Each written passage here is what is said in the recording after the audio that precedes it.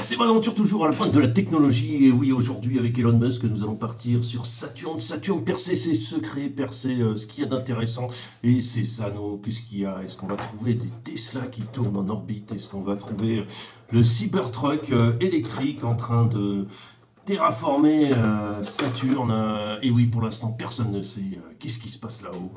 Pourquoi pas, pourquoi pas. Donc aujourd'hui, un peu plus intéressant que ce que je raconte jusqu'à maintenant, je vais en mettre une des TT02 qu'on a, donc c'est elle est dessous là. Et on va en profiter pour faire des réglages et tests, enfin vous montrer comment, quand on a, parce que je viens de remettre une radio dessus. Donc quels sont les problèmes, les premiers réglages à faire en fait. C'est plus ou moins un tutoriel si tu veux, comme ça. Quels sont les premiers réglages à faire? Bon, je sais que bon, quasiment tout le monde sait le faire, mais pas forcément tout le monde. C'est pour ça que je veux bien en parler, et puis ce sera bien que mon fils apprenne aussi à le faire. Donc, c'est l'intérêt pour l'instant, c'est, je vais faire le tour un peu de la voiture, et puis de ce qu'avant, qu'est-ce que j'ai fait, pourquoi mon choix et tout ça, et pourquoi le prix est comme ça. Alors, pour intérêt, je suis à Prague, hein, je suis pas en France. Donc, si vous êtes etc. en France, il n'y a pas de souci, hein, aucun problème. Ce qu'il y a, c'est compter des frais de port. Alors, les frais de port, ça va coûter autour de 17 € à peu près.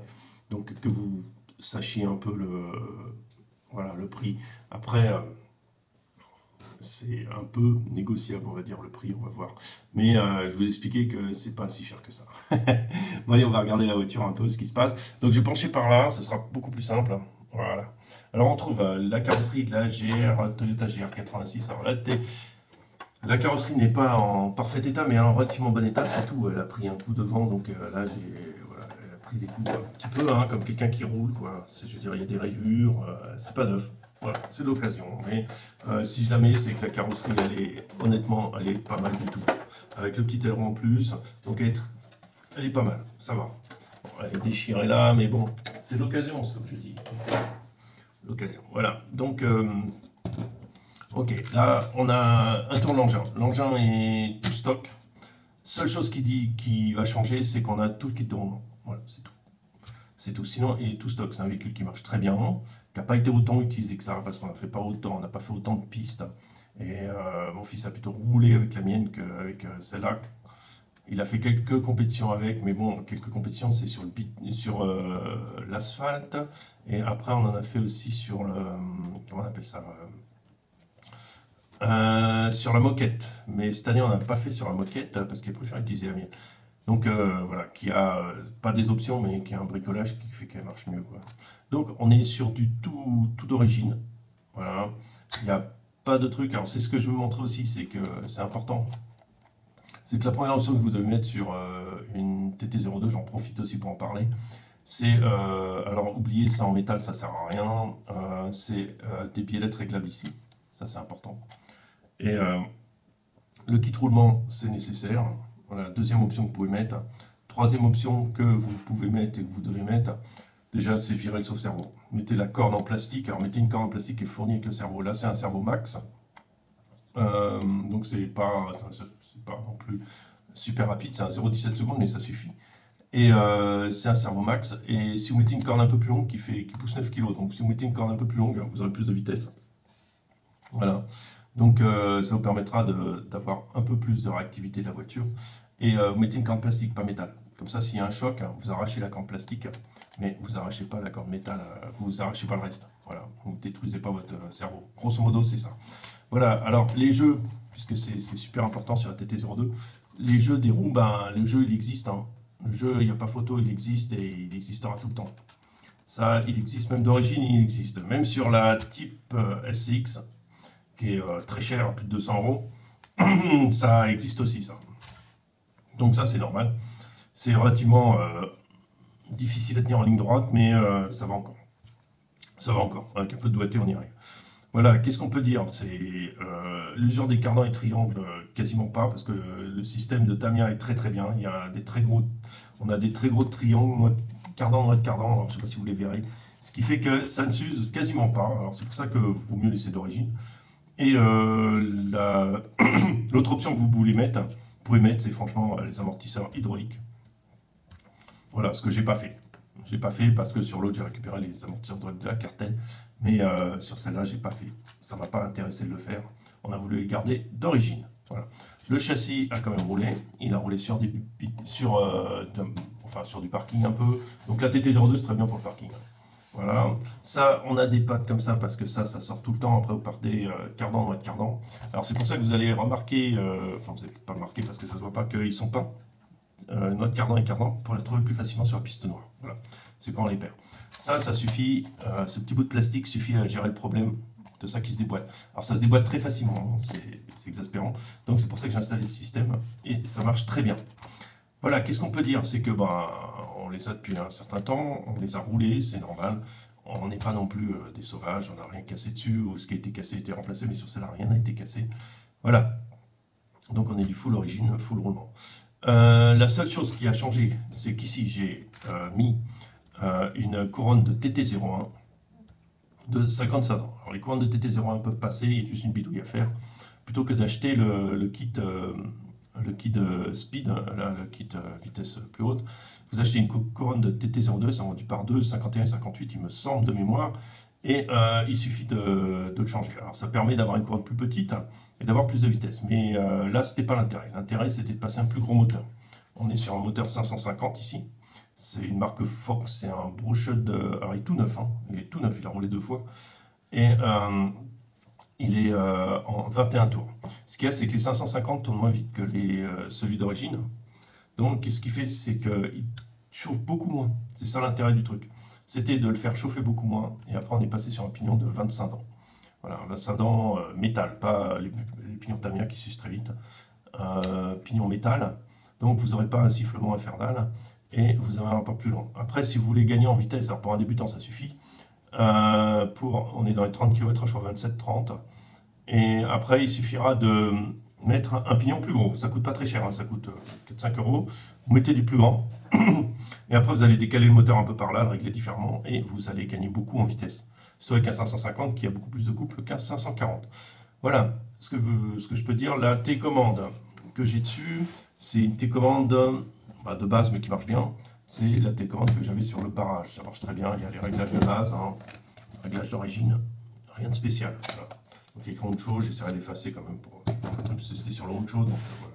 Après, pourquoi il y a 2 roues différentes? Pas parce que je ne vais pas vous mettre des roues neuves. Je préfère vous mettre des roues normales. Alors, ça, c'est les roues d'origine qui m'ont resté, qui sont en bon état. Et des roues Carten qui m'ont resté. Alors du coup, ça fait un look un peu différent avant-arrière. Mais l'intérêt, c'était pas de mettre des roues neuves parce que si je dois négocier le prix, en fait, ça va rouler. Ça roulera bien comme ça, il n'y a pas de souci.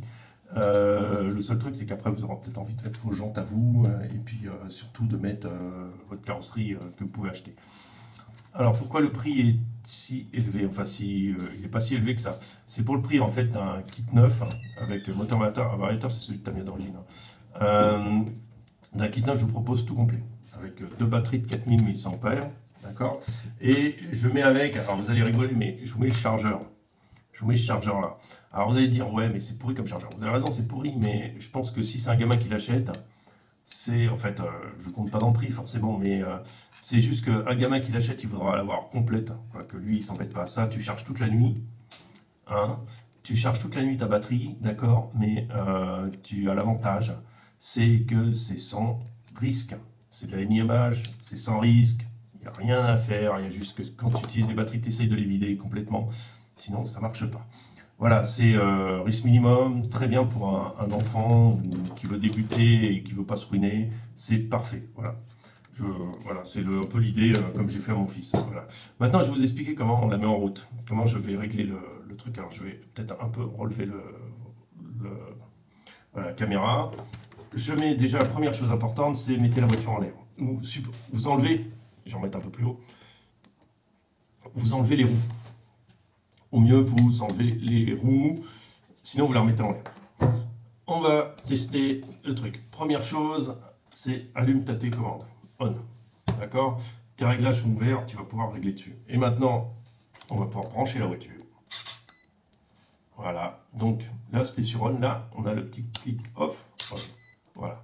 Maintenant, première chose qu'on va faire. On voit que les roues ne tournent pas toutes seules, donc le trim est à peu près bien réglé. À peu près, parce qu'il faudra peut-être peaufiner. Alors j'essaie de me mettre là, histoire que vous voyez. Maintenant, on va tourner à droite, et on va regarder si ça tourne bien à droite. Vous voyez? Ça tourne très bien à droite, très bien à gauche. Voilà. Je ne sais pas si tu vois bien ici, Mais là, je viens très vite en buter. Voilà. Je suis très vite en buter et je force. Là, je ne sais pas si on voit bien. Je vais rapprocher le truc. Alors, c'est en direct, hein, je ne vais pas couper la vidéo. Voilà. Je pense que là, tu vois mieux. Regarde, là, j'arrive là, et paf, j'arrive en buter, et ça force. Alors ça, c'est pas bon. Donc là, je vais chercher... On met mes lunettes, hein. Tu as deux boutons. ST steering, donc la direction, Turtle, l'accélération. Donc on va prendre le ST steering. Et sur le réglage ST, tu peux régler le dual rate, c'est-à-dire jusqu'à où tu veux aller, parce que là, tu vois, ça bouge beaucoup. Hein.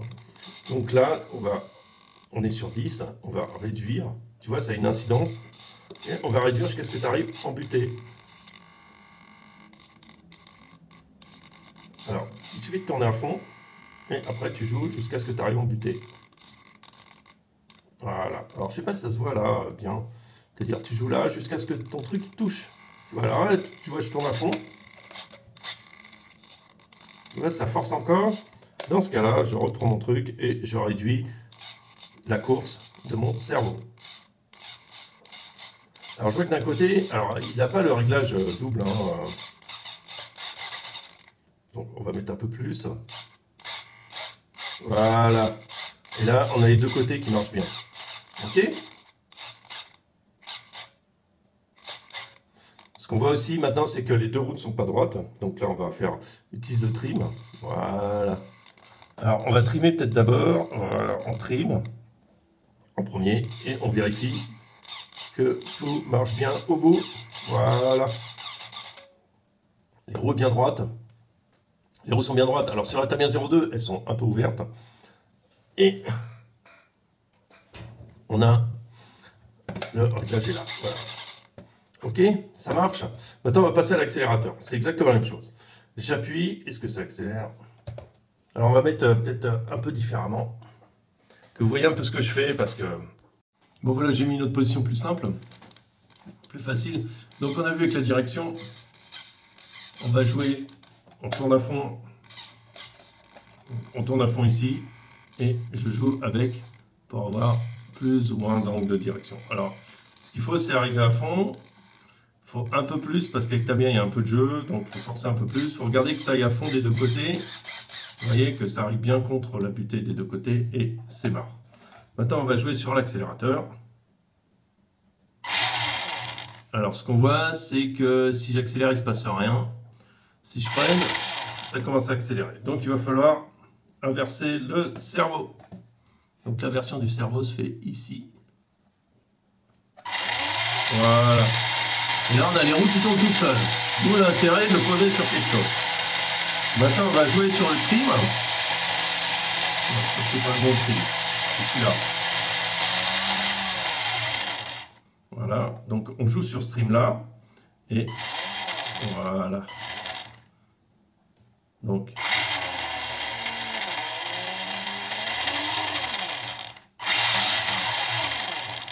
voilà. Et voilà. Là, vous allez être fort. Voilà, là je freine. Si je ramène mon truc ici et que je relance en arrière, je vais avoir la marche arrière. Voilà.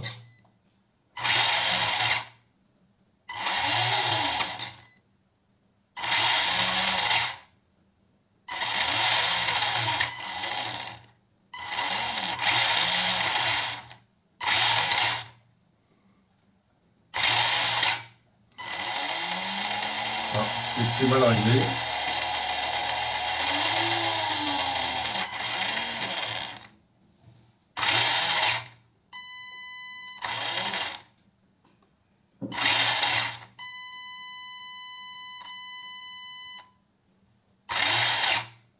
Voilà. Qu'est-ce qu'il me fait? Donc ça c'est bon, le réglage est fait, tout simplement. Ok, bah, je joue un peu éclaté. D'où l'intérêt de la mettre en l'air. Ok, je peux l'éteindre. Donc mes réglages sont faits, de télécommande sont faits. Donc maintenant, on est sur du propre. Voilà l'intérêt du truc. Alors oui, il y a du jeu partout, mais ça c'est du Tamiya, pas de souci. Rien à voir, il y a deux batteries avec, il y a une carreau, je sais pas, mon fils est là. Est-ce qu'on met la carreau de la Mustang avec ou tu veux garder la carreau de la Mustang, Loki? La carreau de la Mustang. Tu? La carreau de la Mustang. Avec la carreau de la Mustang, c'est pas la réponse. Est-ce que tu veux qu'on la donne ou qu'on la donne avec ou tu veux la garder? La garde. Tu la gardes? Oui. Ok, donc la carreau de la Mustang, on la garde. Ben voilà, vous savez tout. Vous savez tout sur ce modèle, vous pouvez poser des questions sur le truc. C'est prêt à rouler, il y a tout ce qu'il faut.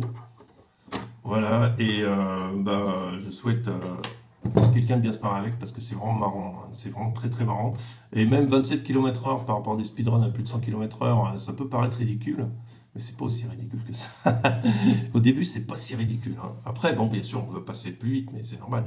Au début, ça suffit largement, hein. C'est largement assez compliqué à gérer quand c'est d'origine, hein. C'est déjà...